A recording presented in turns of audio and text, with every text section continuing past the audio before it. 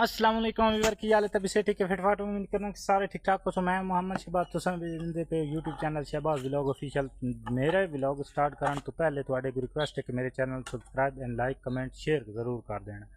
जी हाँ जनाब व्लॉग नू स्टार्ट करने अज अस जनाब ये ला थोड़े जे लेट उठे हैं वेंदे पे ओह टोटल मतलब गंदगी हुई पी अज थोड़े लेट उठे हैं। लेट उठीवन की वजह रीज़न ये आई पी यार राती थोड़ी तबीयत नासाज आई पई ठीक है।